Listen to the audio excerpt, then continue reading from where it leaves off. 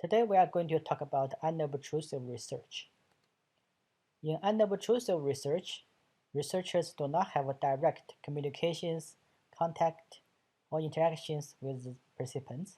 Therefore, participants' or subjects' behavior are not affected by the research itself. So, there is no Hawthorne effect. Unobtrusive research methods can be either quantitative or qualitative. Examples of unobtrusive research include physical traces such as a worm path across one state campus, and materials in the landfill or in someone's trash can, indentations in furniture, or empty shelves in the grocery store, like in the current time. Unobtrusive research may have some problems with its validity and reliability, but we have solutions to deal with these problems. In the textbook, Barbie summarized three types of unobtrusive research. The first type is called content analysis. In content analysis, researchers examine a class of social artifacts, typically written documents. The second type is called secondary analysis. Previously collected data, we can utilize them to conduct analysis without having to collect our own data. Some publicly available data sources are quantitative, others are qualitative. We'll talk more about that later. And the third type of unobtrusive research is historical or comparative analysis. Historical and comparative analysis is a qualitative method in which a researcher focuses on changes in multiple cases over time. So this is a longitudinal research. He or she can also study more than one nation or society at a single point of time. So this is a cross-sectional research. What are other topics appropriate for content analysis? Content analysis can study any form of human communications, like books, newspapers, magazines, speeches, poems, songs, paintings, letters, email messages, laws, constitutions, web pages, tweets, and etc. A researcher using the content analysis approach studied texts and their meaning. The researcher tried to answer the question of who says what, to whom, why, how, and with what effect. The first procedure of content analysis, we should collect our data. And we should differentiate unit of analysis, unit of observation, and which sampling strategy we should use. Unit of analysis in content analysis include books, newspapers, magazine ads, television shows, bathroom graffiti, trash, and etc. This is from who or which we collect our data.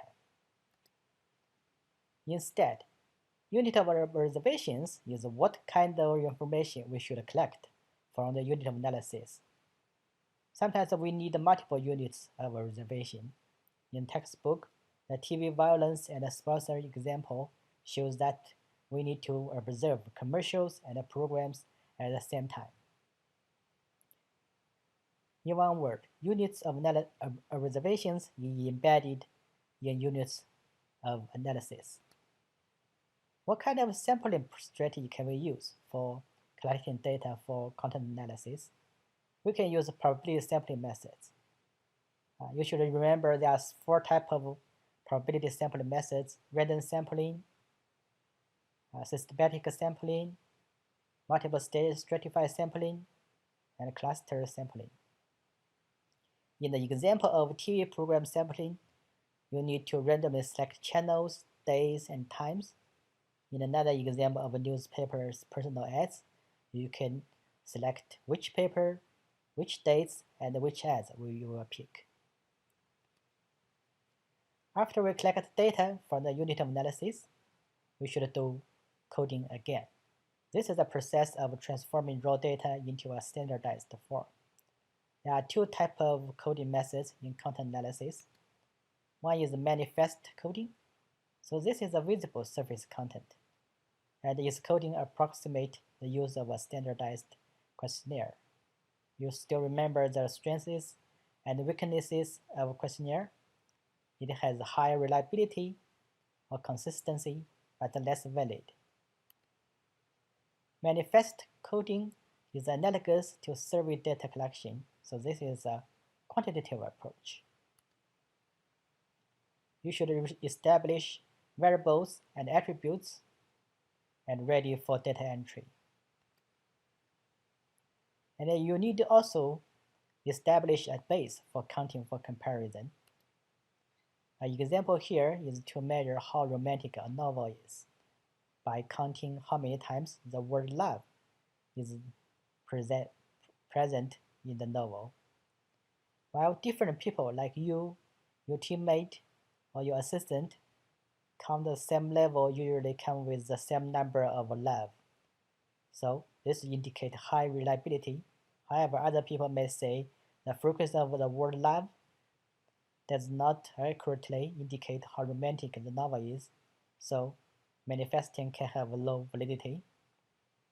Because a novel without the word love may be very romantic, while a novel with a high frequency of the word love may not be romantic at all. The second type of coding is called latent coding.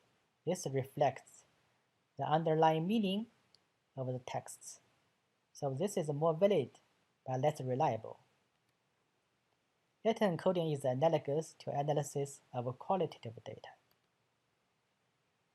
We are trying to look for the meaning underlying signs, symbols, language, and texts. And it depends on our subjective interpretation. You may begin inductively. That means we do not have a theory or hypothesis. We collect data, we try to find the codes, the things, concepts, and then we try to, based on the things, we develop our theory. An example here is that instead of counting the frequency of word love, that is the manifest coding, we read the novel and make subjective judgment about how romantic the novel is. And while this method is quite valid in reflecting our judgment, however, different readers like you, your assistant, your teammate may come up with different judgment about how romantic this novel is. So that means it has low reliability. In the past lecture, we talked about the intercode reliability, so this indicates the same thing. After collect data and make the coding, either it is manifest coding or latent coding, we should conduct analysis. And for the quantitative data from manifest coding, like the frequency of word love in the novel, we should make sure the coding categories or the variables are exhaustive and mutually exclusive. And for each variable, we need to decide how many attributes we should use. And we should keep records. It is important to clearly distinguish between unit of analysis and unit of observation, as we talked about before.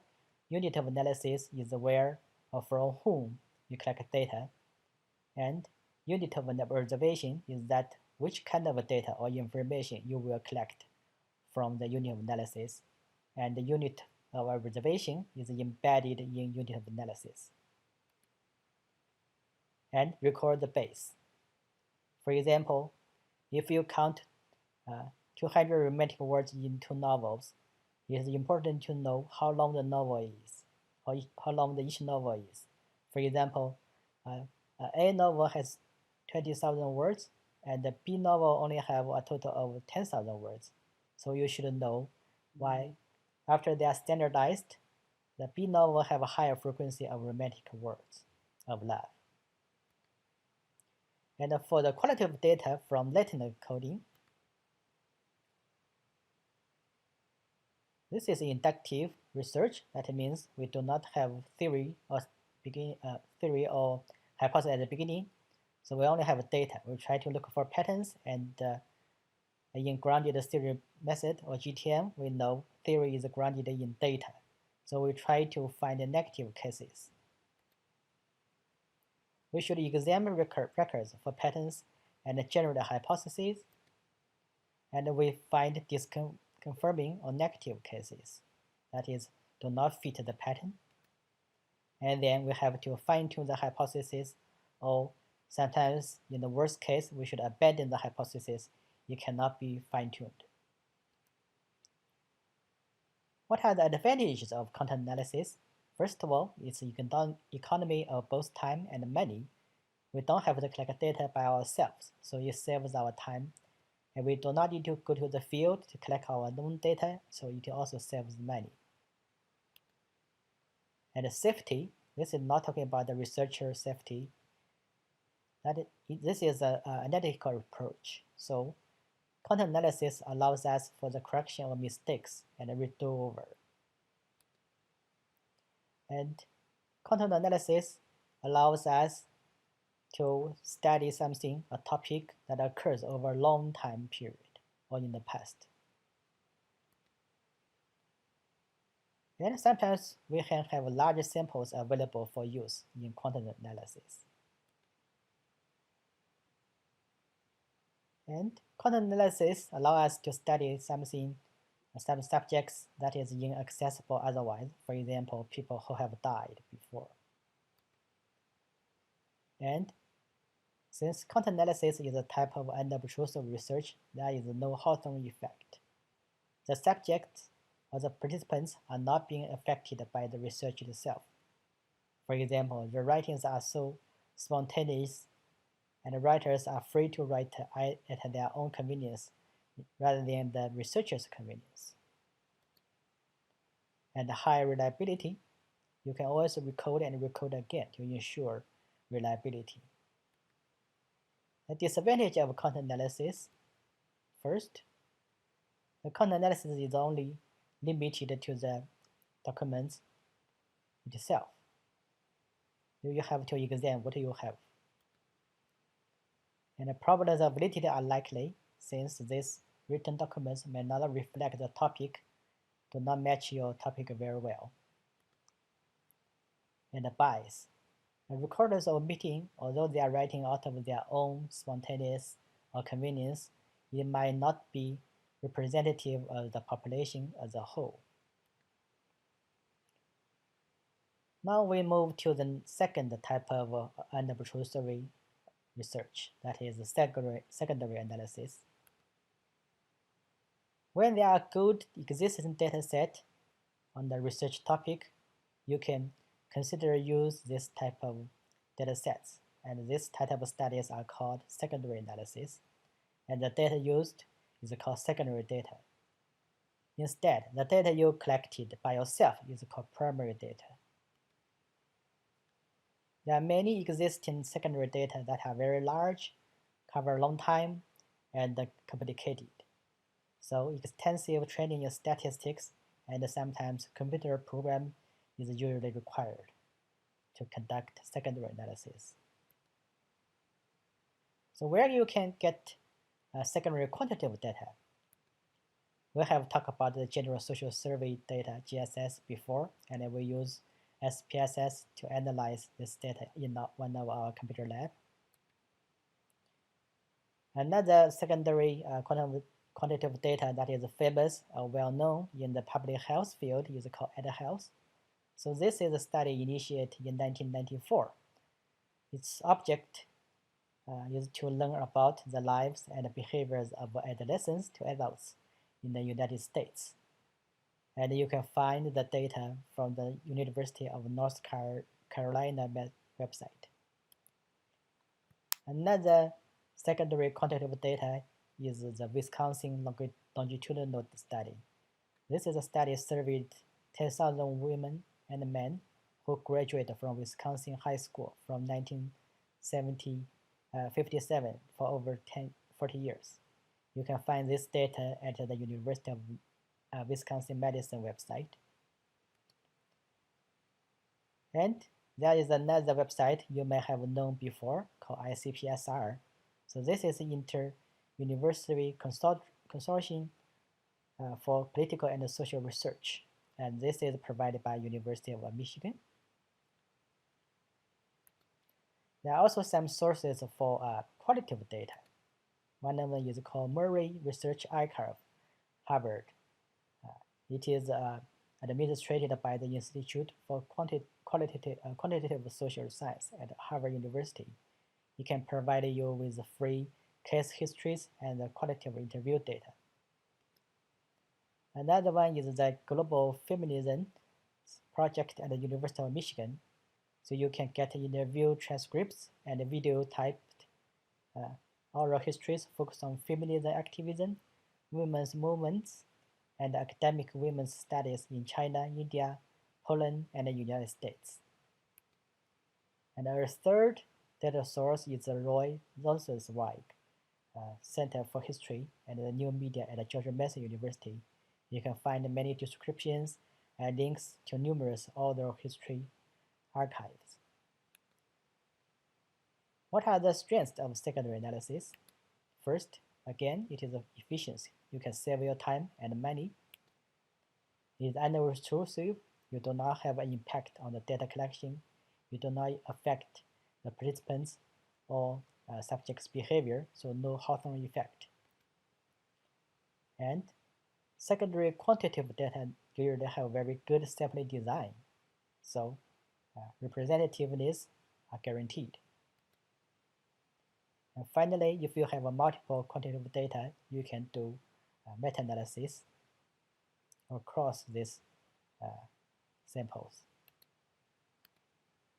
The weaknesses of secondary analysis.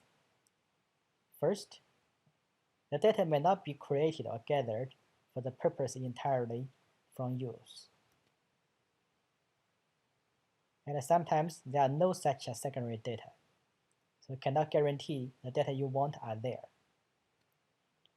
And in other words, secondary data usually have low validity. Finally, we talk about the last type of unobtrusive data, that is historical and comparative analysis. Historical comparative analysis is trying to examine the development of societies or other social units over time. So most of the time it is longitudinal, but sometimes it can be cross-sectional. Compare these social forms across cultures, and much of classical sociological work involves historical comparative analysis. For example, Karl Marx, Max Weber, Emil Durkheim, Comte, Martino, de Beauvoir. Examples of historical comparative analysis include Karl Marx's progression of history seen as a class struggle, and also Sorokin's notion of societies that are cyclically alternate between ideational and sensate point of view. Ideational means spiritual or religious factors, and sensate means sense experience. They switch over time. The procedures of historical comparative analysis, most of them are qualitative, and there are two words come from German. One is Verstehen, that means understanding, and the other is hermeneutics, that is interpretation. So you can see there are three purposes of social research: exploratory, descriptive, and explanatory. So historical comparative analysis is served for explanation, trying to understanding how, and interpretation why. And usually historical and comparative analysis use terms of ideotypes in patterns. So in the last slide, we talk about class struggle in Marx's theory and Sorokin's ideational and sensate. These kind of terms are all archetypes. And historical and comparative analysis often informed or start with a paradigm, or they can develop into a paradigm. The source of data for historical comparative analysis, there are Most of them are existing historical accounts or analysis, and raw data including diaries, newspapers, magazines, popular periodicals, and public documents. However, to conduct historical comparative analysis, you should keep cautious of using this kind of data. Sometimes you cannot trust the accuracy of the records. Either it is official or unofficial, primary or secondary. And sometimes you must be very careful about the bias in the data sources. That means higher bias, the lower representativeness of the population. The last one is not mentioned in the textbook. I call it unobtrusive online research. They have another name, big data analysis. So what is big data? Big data is a gigantic data sets being automatically compiled from the online activity. The source of big data include from government, commercial enterprises such as Google, Amazon, and many retailers such as Walmart, Target, and social media such as Facebook and Twitter. For unobtrusive online research, sometimes there are gray areas in ethics. For example, in 2008, Professor Nicholas Christakis and Jason Kaufman and other colleagues from the Harvard's Berkman Center for Internet and Society, they publicized a first wave of the data collected from the profiles of over 1,700 Facebook users. But shortly after, these researchers have to deny public access to the data after it is discovered that the participants or Facebook users could be easily identified with some careful mining of the data set. You can read a report article from the chronicle.com. Of course, you cannot, when you visit the web page, only a part of it. You need to register a free account to read the whole thing. If you are interested, you can register account and read the whole thing and let me know what you think about that. For the data analysis or unobtrusive online research, this is promising research. However, with regard to the research ethics, perhaps only time and additional experience will tell us what the future will unfold for the increasing access of data collected by others.